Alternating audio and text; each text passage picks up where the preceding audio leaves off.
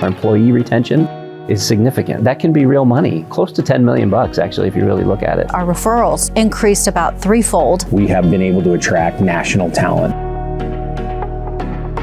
There was a lack of trust and there was a lack of safety, I believe. People weren't sure how to approach each other, how to address issues, how to discuss problems directly. A lot of our departments were siloed. They were almost cut off from each other. It made it difficult to work together. I think our biggest challenge was really having those difficult conversations and doing it effectively.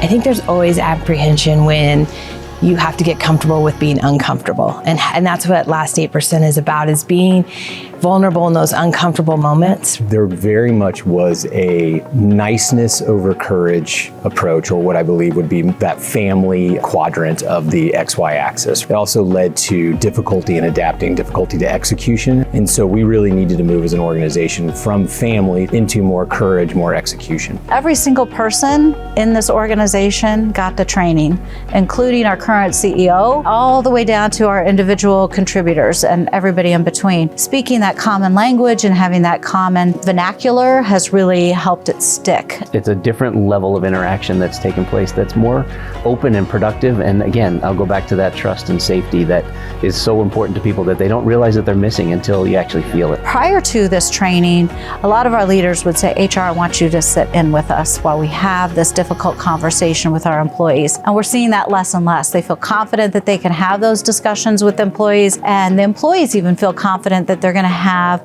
a good interaction with their managers and it's not going to go sideways. Having that trust, that safe space, you know that if you bring something to one of your leaders, that they're going to hear you. Last 8% has really given a voice to those who may not have previously had one. Culture sits at the team level. HR does not drive culture. Leaders drive culture. Our strategy goals are aggressive. We have great goals we want to meet. Our culture is helping us get there. It's helping us enable that and helping us to become stronger. You're not going to execute on strategy without that culture. You may have the people that are passionate about the work, but if they can't collaborate, if they can't connect, if they can't have that level of trust, you're not going to execute or deliver on what you need to. Having that safety, having that trust in being able to rely on your coworkers, your peers, your leaders, it affords us the opportunity to look at things a little bit differently, to be a little bit more aggressive. Can culture drive strategy? Absolutely. In fact, I don't even know that you can delaminate strategy and culture.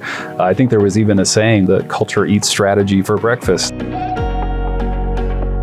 Our employee retention is significant. I mean, we've gone from, a 17.5% turnover rate to an 11% turnover rate in the past year and a half. Something like that translates into dollars. When we talk about that turnover rate and going from a ratio of losing 250 people a year to a third of that or half of that, that can be real money, close to 10 million bucks actually, if you really look at it. Our referrals to the organization from employees have increased about threefold. Communication by far is the biggest long-term impact that this will have. Because of that high courage, high connection culture, we have been able to attract national talent. So these are folks from all over the country that were attracted to the mission, the vision, the culture of the team, the culture of the entire organization. The fact that people are telling a story, they feel it, they feel the difference, it's a place that they want to be. We've seen people from around the country who are aware of what we're doing and how we're doing it. It's brought us a different level of talent than we were able to access before.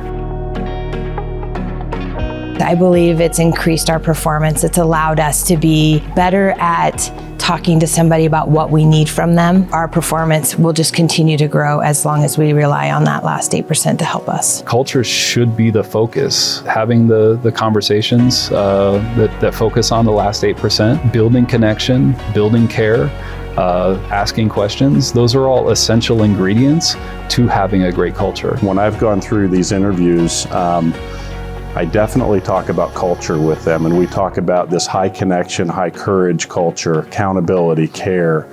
We talk about it versus the family type culture. In all of those interviews, as soon as I started talking about that, they take out their pens and they start taking notes. And they say, we've never heard this before, tell me more. Learning tools to help navigate the way through that most difficult part of the conversation was a big time game changer for us. I I would recommend it. I think that it's one that is worth the investment time. It's very practical. It makes sense. It's not hard to understand. It's easy to implement into kind of daily practices. And I think that people see results relatively quickly, right? There's some short-term gains, and then there's that long-term roadmap too. I would absolutely recommend the 8% culture. I would recommend it, and I'm excited to see what else is coming for us. The last 8% culture work that we've done has changed us, and it can change you. It works.